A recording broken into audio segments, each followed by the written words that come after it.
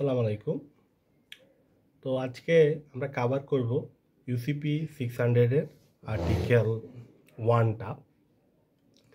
Article 1টা হচ্ছে যে application of UCP 600, অর্থাৎ একটা ইউসিপি 600টা আমরা লেটার অফ ক্রেডিটের ক্ষেত্রে কিভাবে অ্যাপ্লাই করব সেটার একটা গাইডলাইন এই আর্টিকেল 1-এ আমরা পাবো। তো আর্টিকেল 1টা আপনারা যদি আপনাদের কাছে ইউসিপি 600টা থাকে সেটা নিয়ে বসেন, তাহলে আপনি অনেক মিনিংফুলি রিলেট করতে পারবেন। আমি একটু পড়ি। Application of UCP, the UCP the uniform customs and practice for documentary credits 2007 revision ICC publication number 600, এবং ব্র্যাকেট এটাকে বলতেছে ইউসিপি।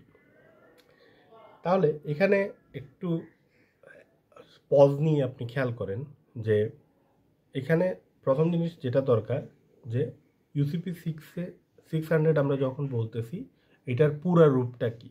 এটা কিন্তু বিভিন্ন এক্সামে সিডিসিএসে সরাসরি না আসলেও বিভিন্ন এক্সামে এটা আসে, বিশেষ করে ব্যাংকের প্রমোশন এক্সামিনেশন বা ভাইভাতে কেউ আপনাকে জিজ্ঞেস করতে পারে যে ইউসিপিটা আসলে পুরা মিনিংটা কি। এটা দেখার আছে যে ইউসিপি হচ্ছে uniform customs and practice for documentary credits 2007 revision ICC publication number 600।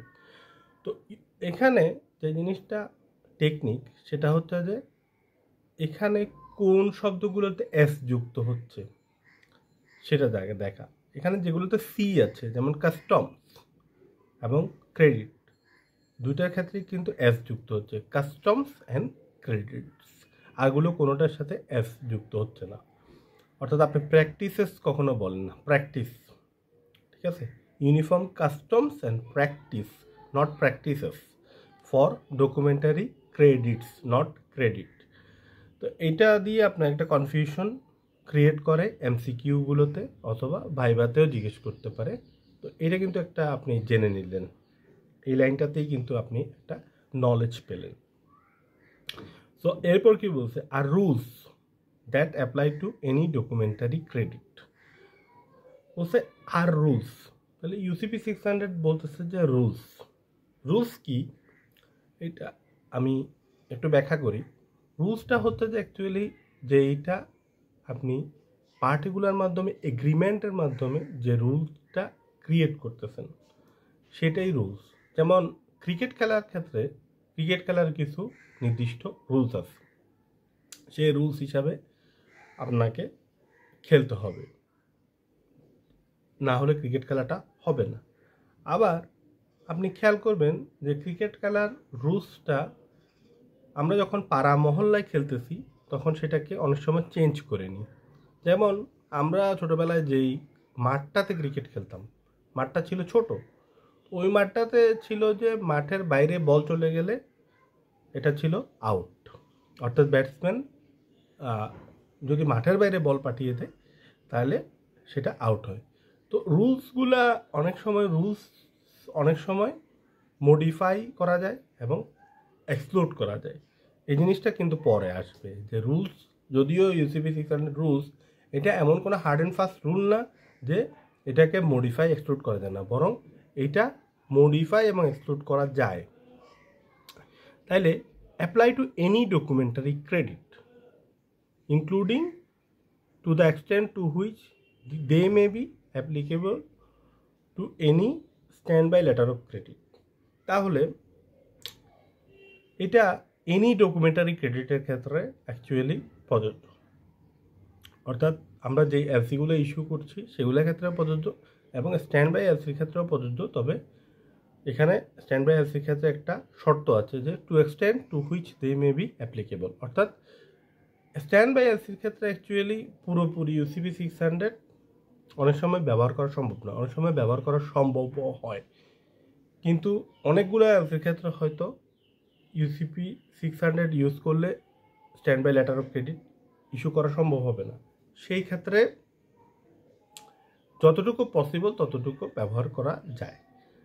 আমরা পরবর্তীতে যখন আরও আগাবো আমরা জানতে পারবো যে স্ট্যান্ড বাই লেটার অফ ক্রেডিটগুলোর ক্ষেত্রে অ্যাকচুয়ালি একটা সেপারেট সেট অফ রুলস আছে।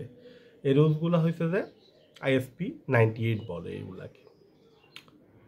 আচ্ছা, when the text of the credit expressly indicates that it is subject to these rules, এখন এক্সপ্রেস ইন্ডিকেশন থাকতে হবে। একটা এলসি যদি ইউসিপি 600-এর অধীনে হইতে হয় তাহলে এলসিতে লিখে দিতে হবে। এখানে আবার লাইনটা বলি, expressly indicate that it is subject to this rules. তাহলে টেক্সট অফ দ্য ক্রেডিটে এটা এক্সপ্রেসলি লিখে দিতে হবে।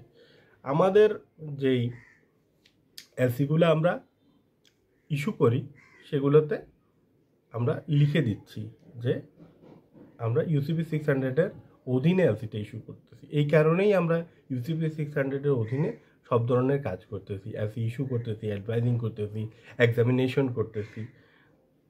এলসি কিন্তু যে ইউসিপির আন্ডারেই ইস্যু করতে হবে এমন কোনো কথা নেই। এলসির ক্ষেত্রে অন্যান্য ফ্রেমওয়ার্কও ব্যবহার করা সম্ভব, ঠিক আছে না? যেমন আমেরিকাতে একটা গাইডলাইন্স আছে, এটাকে বলে ইউসিসি অর্থাৎ ইউনিফর্ম কাস্টম কোড। সেটা ব্যবহার করেও কিন্তু আমেরিকার ভিতরে একসময় এলসি ইস্যু করা হতো।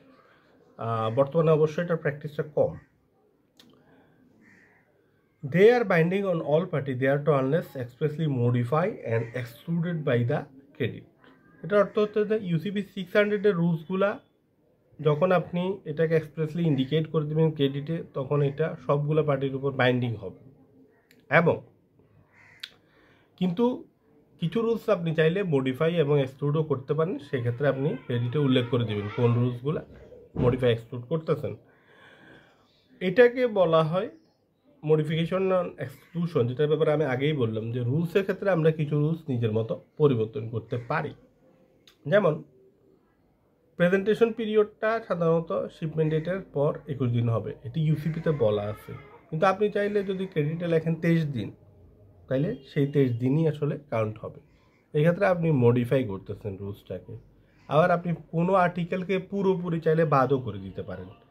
যেমন আপনি যদি বলেন যে আর্টিকেল 32B এক্সক্লুডেড, অর্থাৎ এই ক্ষেত্রে একটা ক্রেডিটের ক্ষেত্রে আমরা 32Bটাকে আর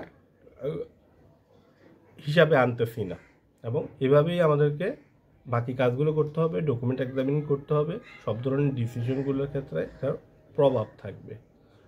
তো আমরা ইউসিপি 600 আর্টিকেলের অ্যাপ্লিকেশন অফ ইউসিপি, এটা খুব গুরুত্বপূর্ণ একটা আর্টিকেল, ছোট, কিন্তু এটার থেকে অ্যাকচুয়ালি ধারণাটাকে ক্লিয়ার করে আগে যেতে হবে। তো থ্যাংক ইউ, আরও ভিডিও নিয়ে আপনাদের সাথে থাকবো।